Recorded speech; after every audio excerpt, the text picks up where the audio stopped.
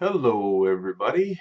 Um, I wanted to make this video really quick because I've been getting a lot of questions lately via email and Facebook and on YouTube about switching from working traditionally to digitally, and I just thought it would be better and easier to answer this in a video.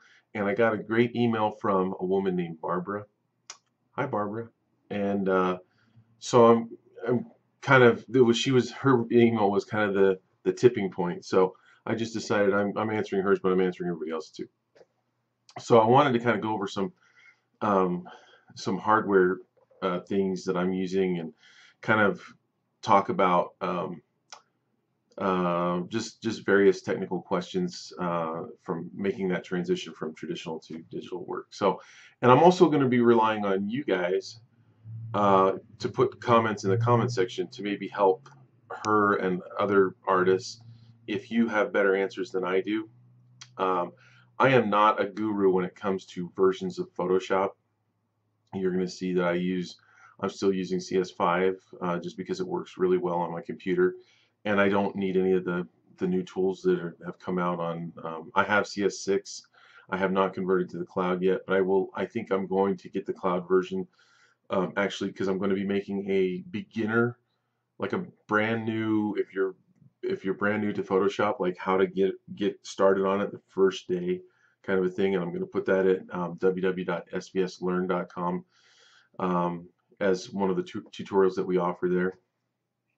So that's going to be coming in the next month, probably shorter than that, but definitely in the next coming month. Um, and so let's just start. So I'm going to read some of her letter and then answer some questions and read a little bit more. So she says, I saw you also have some video tutorials, blah, blah, blah, on Photoshop. I don't I don't have Photoshop on my computer yet, so I was wondering if you could recommend me which version I should use. Is there a free trial possible? I don't know about a free trial. That's why I'm going to be relying on crowdsourcing for answers and stuff. But I don't think there is one, but I could be wrong about that. There might be with the cloud. Um, but the neat thing about buying it on the cloud is I think it's like if you just get Photoshop, it's like about $20 a month. So you really can't go wrong to try it for 1 month for just 20 bucks. There's been a lot of controversy about the cloud using that versus actually buying it and owning it. It's kind of funny because I hear people in two different camps. Some people love it, some people don't love it. Again, for me, I have I love what I do, and I'm able to get what I want in my style the with CS5. So I'm kind of just been sticking with that. I bought CS6. It didn't run as smoothly on my computer. There's probably some settings or something. It's the one thing that I actually hate doing is troubleshooting. So if it's not broke, why fix it? So I just went back to CS5. Um, so anyway, I would recommend doing what other people say to do. Um, I don't know if you can still get CS5, but I loved it. But there might be things, tools, and things that you can't do in that one. I know that there's a lot more brushes and brush editing tools in CS6 than in 5, and I don't know about CC. So that again, I'd encourage you to read the comments. Um, Okay, the next section is I also don't have a Wacom tablet yet. I'm just curious how you work with it to make all of your beautiful creations, and I just like to see what is possible before buying one myself. Is it necessary to have a Wacom tablet to follow your Photoshop video tutorials? I mean, is it useful to watch them without having one of my own for the moment? So yes, you can definitely watch them, but I don't think that you'll be able to really practice anything without one. I actually have one right here that I used to use, and this is everything's backwards on here. This is an Intuos 3. One thing that I found with this one is that this surface area, and I don't know if you can see this.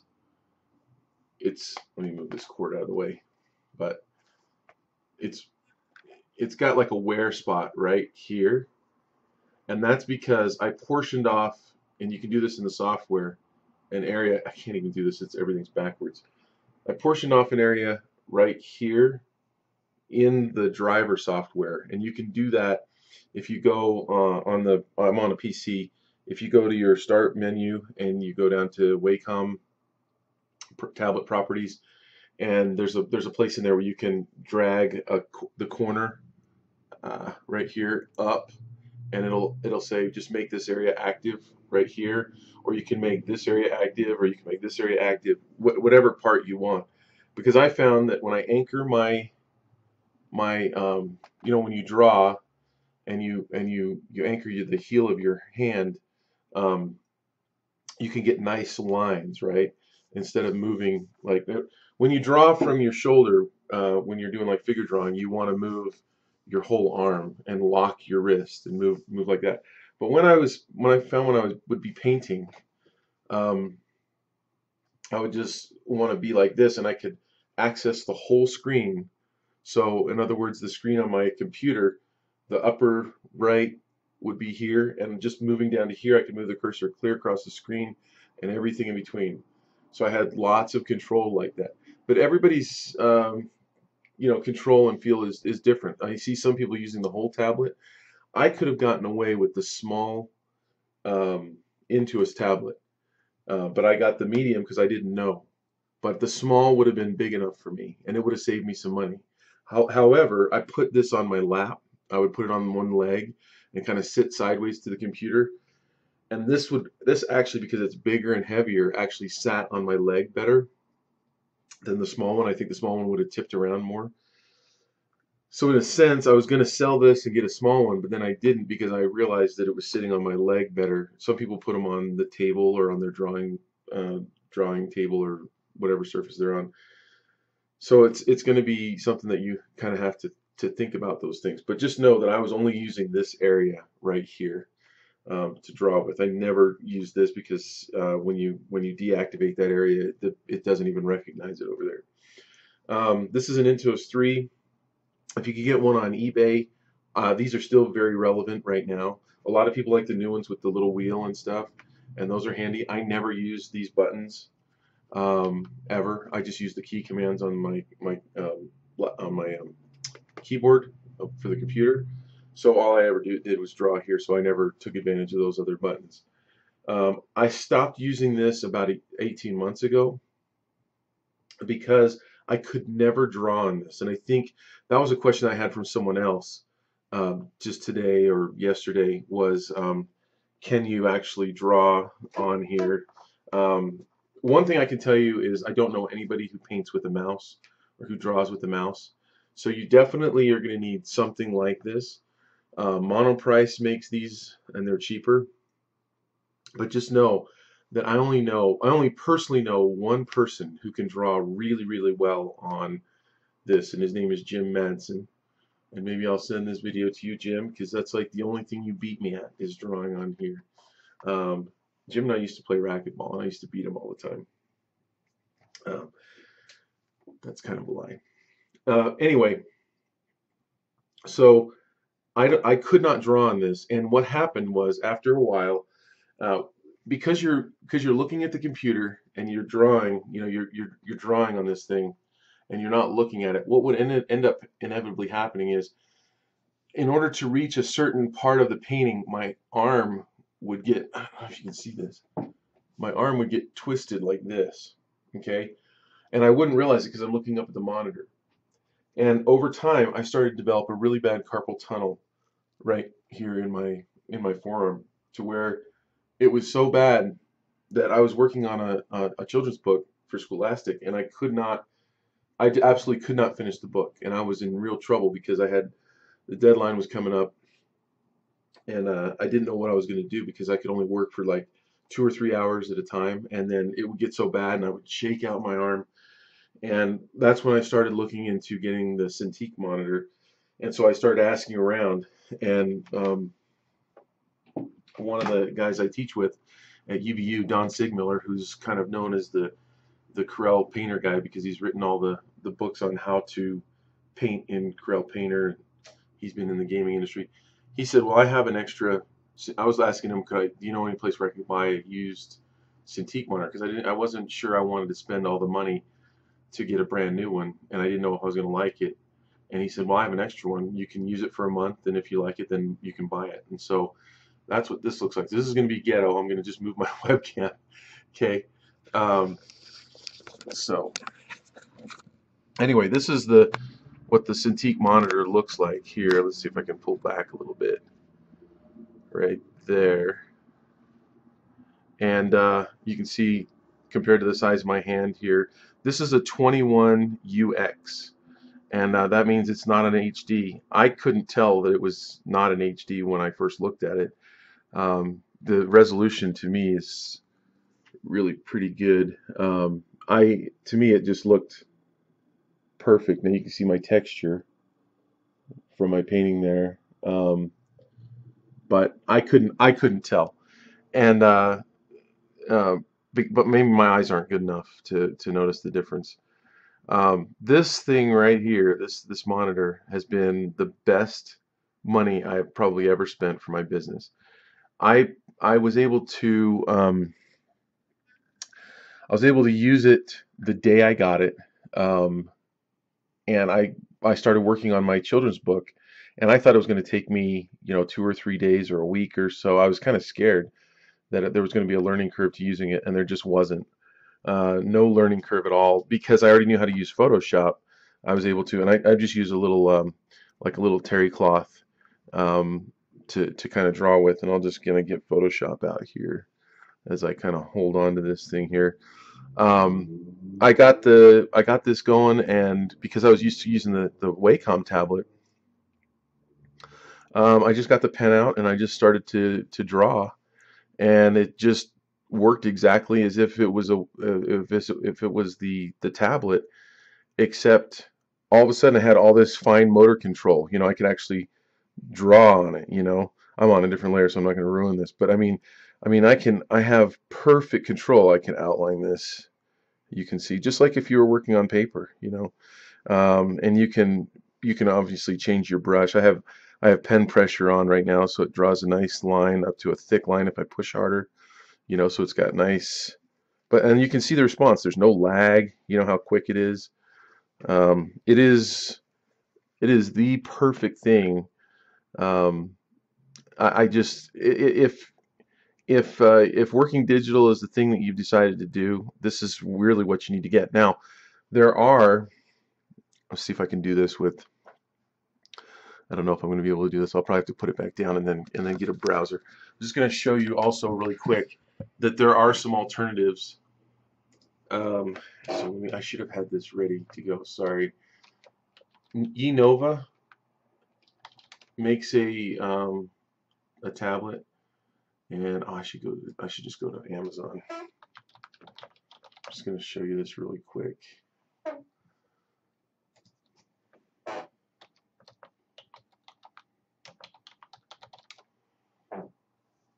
Okay, so here's I wish that I just don't want to edit my videos, so I'm just going to do this ghetto again. Sorry about this. Let's see if I can see. So I'm out here on Amazon, and this right here is a Enova monitor, and you can see that it's about $600. I've heard really good things about these now, and they've got good, they've got 4.5-star reviews on there. There's another one called Monoprice that makes one. I haven't seen as good a reviews on those. I probably would lean towards this, but please don't take my advice, because I don't have any experience with this. Get your own, make sure if you're gonna spend $600 that you don't just take my word for it. Make sure you do your homework and see if you can find out from other people. But I do think that seeing 151 customers rating it at 4.5 stars probably means something. I think that they're probably cutting back on some of the quality of the parts that they're using. Is probably where they're saving some of that money. And so, oops,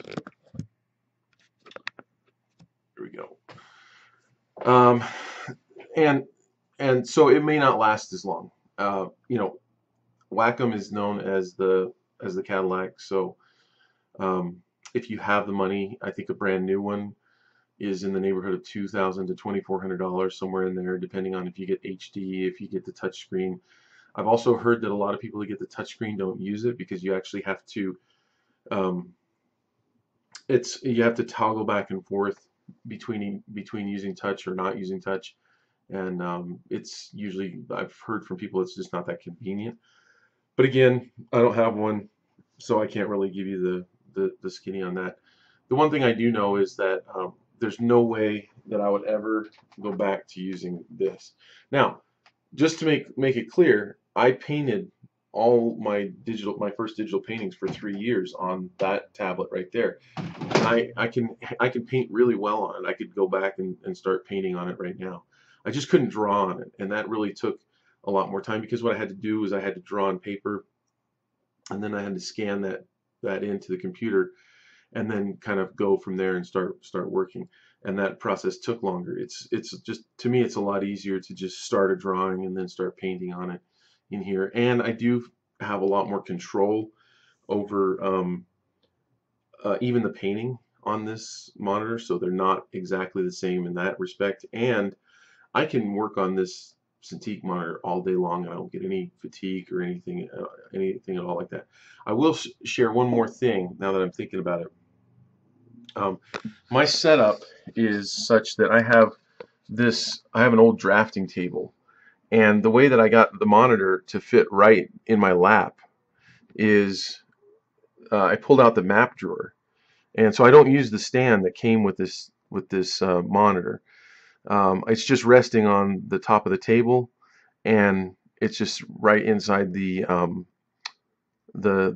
desk drawer there, and so it worked out flush right here. You can see that. So I built it up with a couple of with a couple of old novels that are underneath here. I don't want to tell which ones because might offend the authors, but and then I just have my other monitor right up here, so you're actually seeing that right there. And I have it set up so that this Wacom tablet is actually my main monitor, so you can see all my icons over here, and then this is just my extra monitor right here so that I can be painting and watching Netflix or whatever. And I have a regular cheap computer, and it's a HP that I bought at Walmart of all places, and it's a quad-core processor, so it's a decent computer, but it's not a hugely expensive computer at all.